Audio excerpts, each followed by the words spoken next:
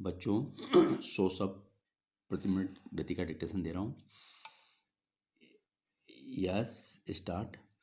मुख्यमंत्री ने मंगलवार को राज्य विधानसभा में घोषणा की कि राज्य में पंचायतों के चुनाव आगामी 13 दिसंबर को करा दिए जाएंगे और त्रिस्तरीय पंचायती राज व्यवस्था नए अधिकारों और प्रक्रिया के साथ अगले वर्ष से अपना काम शुरू कर देगी। मुख्यमंत्री की यह घोषणा स्वागत योग्य है क्योंकि इससे पिछले 1-1.5 वर्ष से चली आ रही अनिश्चितता की स्थिति समाप्त हो जाएगी। मुख्यमंत्री ने यह भी घोषणा की है कि पंचायत राज संस्थाओं का स्वरूप इस ढंग से बदला जाएगा जिससे सत्ता का विकेंद्रीकरण हो और ग्रामीण विकास में पंचायतों की भूमिका महत्वपूर्ण हो। उनका यह भी कहना था कि नए कानून में ग्राम सभा को इतना सक्षम बनाया गया है कि विकास की ज़रूरतों से लेकर हिसाब किताब तक हर एक काम पर ग्राम सभा की स्वीकृति लेना जरूरी होगा।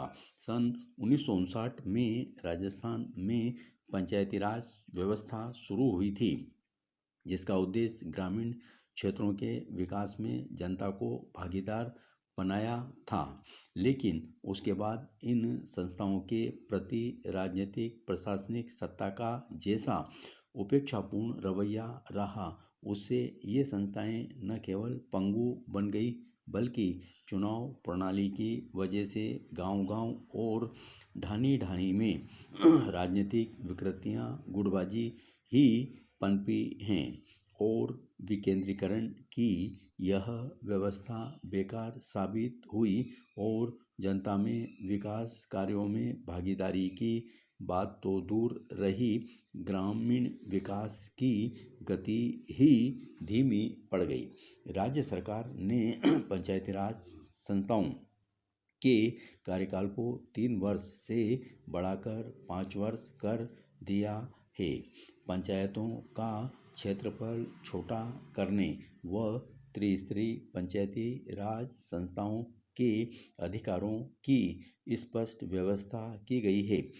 पंचायत राज संस्थाएं अब तक निष्क्रिय क्यों रही, इसका मूल कारण यह था कि शीर्ष राजनीतिक सत्ता ने कभी इन जनप्रतिनिधियों की कार्यकुशलता पर विश्वास ही नहीं किया। इन संस्थाओं के पास न कोई वित्तीय संसाधन थे और न अपने संसाधन बढ़ाने के उसके पास कोई अधिकार ही थे। पिछले 33 वर्षों में पंचायती राज व्यवस्था ने ग्रामीण आर्थिक विकास की दिशा में कोई महत्वपूर्ण योगदान दिया हो ऐसे नहीं लगता। जब तक इन संस्थाओं के अधिकारों और दायित्वों को स्पष्ट नहीं किया जाएगा, चुनाव होने के बावजूद ये सक्रिय हो पाएंगे, इसमें संदेह ही बना रहेगा। आज आवश्यकता इस बात की है कि शीर्ष राजनीतिक सत्ता अपने अधिकारों में कटौती करने को तैयार रहें और नौकरशाही को जब प्रतिनिधियों पर हावी न होने दें। मुख्यमंत्री का यह कहना तो सही है कि जब ग्राम पंचायतों को अपने संसदीय खुद जुटाने होंगे और विकास के काम में बराबर की भागीदारी निभानी होगी। केवल सरकारी सहायता के बल पर न तो ग्राम पंचायतें चल सकती हैं और न विकास ही हो सकता है, लेकिन प्रश्न यह उठता है कि ग्राम पंचायतों के पास वित्तीय संसाधन जुटाने के अधिकार होने चाहिए और आज की केंद्रित अर्थव्यवस्था में जनता पर और खास तौर से गरीब ग्रामीणों पर विकास के नाम पर कितना और अधिक बोझ लादा जा सकता है। अधिकारों का विकेंद्रीकरण एक का आदर्श व्यवस्था हो सकती है, लेकिन विकेंद्रीकरण के लिए शीर्ष राजनीतिक नेतृत्व में इच्छा शक्ति जरूरी है। मुख्यमंत्री की यह मंशा जरूरी है कि मूल इकाई ग्राम पंचायत को विकास के लिए सक्षम बनाया जाए। अधिकारों का वास्तविक हस्तांतरण कितना होता है, इस बात पर पंचायती राज व्यवस्था की सफलता निर्भर करेगी। राजस्थान में पंचायती राज व्यवस्था का जैसा रूप आज बना है, उसके इतिहास में जाने की आवश्यकता है। विकेंद्रीकरण यदि केवल प्रचार के लिए ही किया जाता है तो वह न केवल बेअसर रहेगा, बल्कि उसमें सामाजिक और राजनीतिक जीवन में अनेक विकृतियां पैदा होंगी, जिनको दूर करना बहुत मुश्किल हो जाएगा। इस बात का भी ध्यान रखा जाना चाहिए। पंचायती राज संस्थाओं को यदि वित्तीय संसाधन बढ़ाने हैं तो उन्हें ऐसे मौके देने होंगे, क्योंकि संसाधन बढ़ाने की कोई सीमा तो होगी ही।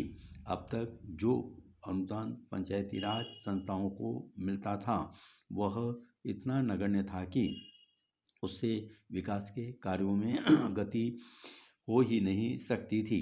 हालांकि वर्तमान सरकार ने इस अनुदान को 25 पैसे से बढ़ाकर 2.5 रुपये प्रति व्यक्ति किया है, लेकिन यह राशि भी बहुत नगण्य ही मानी जाएगी। जो धनराशि केंद्र और राज्य सरकारों से विभिन्न योजनाओं के अंतर्गत पंचायत संस्थाओं को मिलेगी, उससे विकास की गति में तेजी अवश्य आ सकती है, बशर्ते नौकरशाही इन संस्थाओं पर हावी न हो। पंचायतों का क्षेत्रफल छोटा करके और ग्राम सभा को कानूनी आधार प्रदान करके राज्य सरकार ने महत्वपूर्ण फैसला किया है और इससे निसंदेह विकेंद्रित व्यवस्था को बल मिलेगा।